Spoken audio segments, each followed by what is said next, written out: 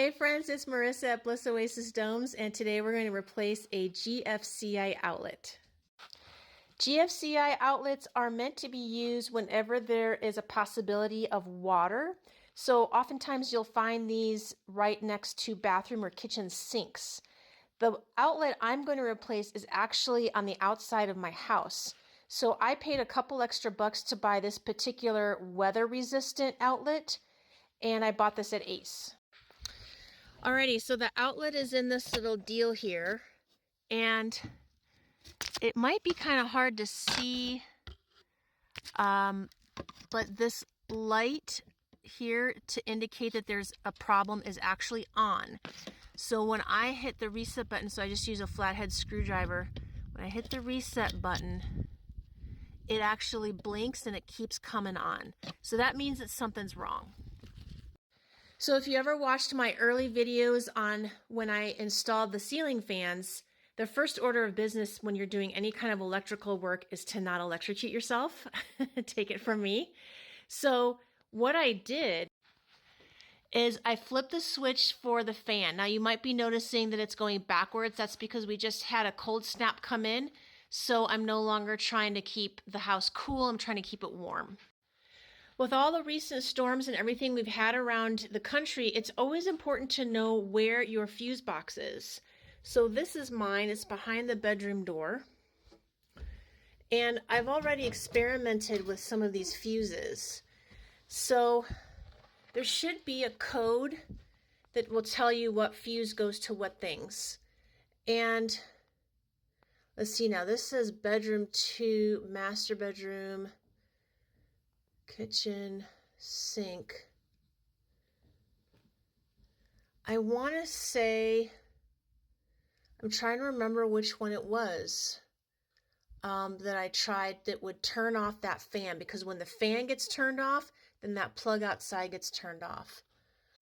Okay, I tried this one here that says living room, bedroom 2. I don't think that's it, but let's see. Oh, look at the fan. That is it. Let me double check outside and then we'll get to work. Okay, it's kind of hard to see, but the light is no longer on, so we're in good shape. The next thing I'm going to do is simply take these screws off. The wind is picked up, so I'm going to try to block the wind with my body. But anytime you want to do, you're going to be doing electrical stuff, you always want to take a look at how everything is plugged in before you tear it apart. So it looks like the black wires are up top, the white wire is down below, and then the ground is off to the side. It's kind of hard to see there. The ground is off to the side. From what I understand, every electrical thing I've ever replaced always has at least 2, sometimes 3 electrical wires plus a ground. And the ground literally does that. It grounds through the house into the ground in some way. I don't know how that all works. It's kind of electrician magic. But it makes sure that static electricity doesn't build up so that you don't keep blowing out your sockets or your fuses. So now I'm going to take the wires apart and then hook them back up to the new one. Okay, another thing to consider, the wires themselves are pretty stiff, so I got lucky this time around, but you want to kind of separate them so that in case there is juice still going on, you don't run the risk of sparks and electrocution and setting yourself on fire. So now I'm going to install the new plug. All right, there's a couple of factors here. So it's hard to see, but this up here says load, and down here this says line.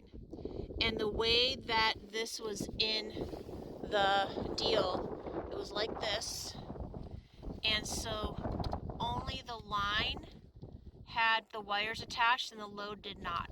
A load means if you are going to attach more than one of these to each other from one source, so like if I had a plug here and then a plug there and then a plug over there, I would attach them by using the load.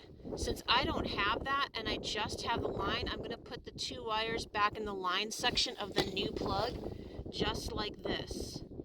And so Well, there was a yellow sticker on the old one, but it had weathered off. So that's why you don't even use the load unless you're going to be hooking up multiple plugs to one another. All right, and then the ground is way over here on the other side on this particular plug, so I'm going to have to finagle it and come up with a way to get that ground going. I might actually just put it in a different position. Man, I gotta hurry up, it's getting cold. All right, so there is the ground. This time the black wires are on top. It's kind of hard to see. And the white wires are on bottom. Everything's solid, so I'm going to screw it in. Okay, everything looks good. Let's give it a try. Alright, so with this GFCI deal, it's almost like having an extra breaker in the outlet. So what they said before you go to turn on the power is to plug something in, because this deal comes pre-tripped.